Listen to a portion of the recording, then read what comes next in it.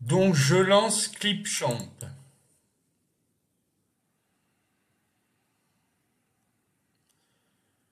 Nécessité bien sûr d'avoir un compte Microsoft. Alors bon, il y a des modèles, ça m'intéresse pas particulièrement. Pour l'instant, je vais cliquer sur créer une vidéo. J'arrive sur cet écran, en bas on a une timeline, ici l'écran de prévisualisation. Par défaut, il va sur modèle, musique effet, je vais aller sur vidéo libre de droit. Free to use, gratuit à utiliser. Alors ici il y a des arrière-plans, il y a des trucs sympas avec la durée.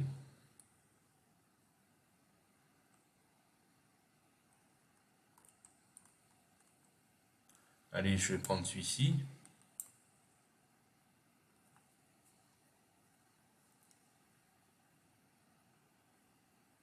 Et je lance la lecture.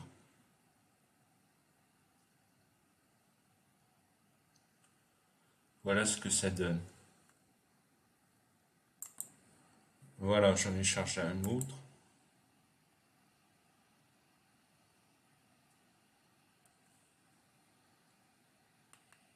Vous remarquerez que sur la timeline, j'ai glissé un deuxième arrière-plan.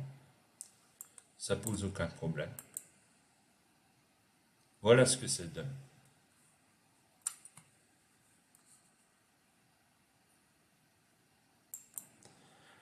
Vous voyez qu'en dessous, dans la timeline, en dessous la piste vidéo, il y a une piste pour ajouter du son. Donc ça pourrait très bien être un MP3 que vous avez sur votre ordinateur. Pour ce faire, je vais dans vos fichiers, ajouter un fichier, parcourez vos fichiers, je vais aller dans la musique, je prends n'importe quoi. Je prends ce MP3. Vous voyez qu'il est là. Je peux le faire glisser là. On va regarder s'il est bien au début. Oui.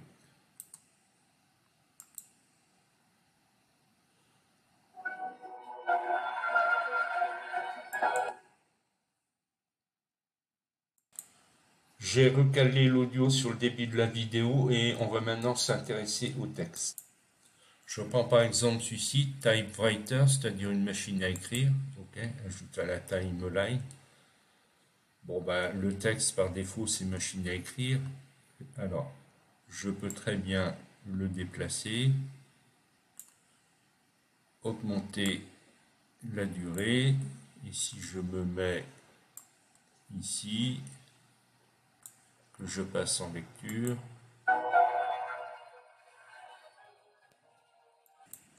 alors au niveau de ce texte, si je le sélectionne,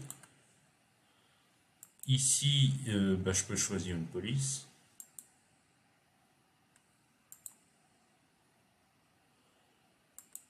Ça, ce serait pour le déplacer. Je peux choisir des couleurs, couleurs du texte.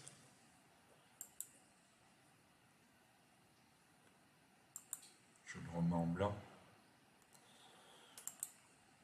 Je peux ajouter des filtres, ajuster les couleurs, faire un fondu.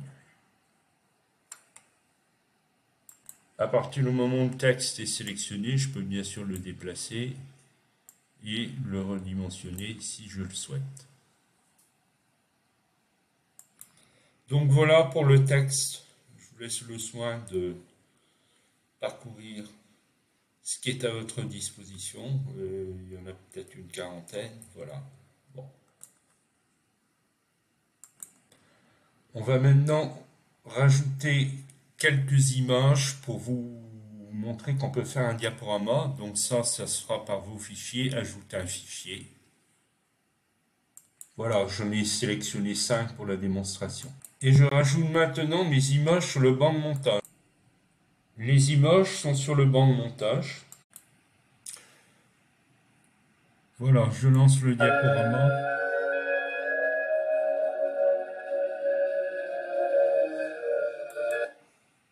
Donc c'est un peu tristounet, on va rajouter des transitions. Donc ça se passe ici. Alors vous voyez que quand je suis entre deux photos, j'ai add transition. Voilà. L'autre technique, c'est de faire glisser.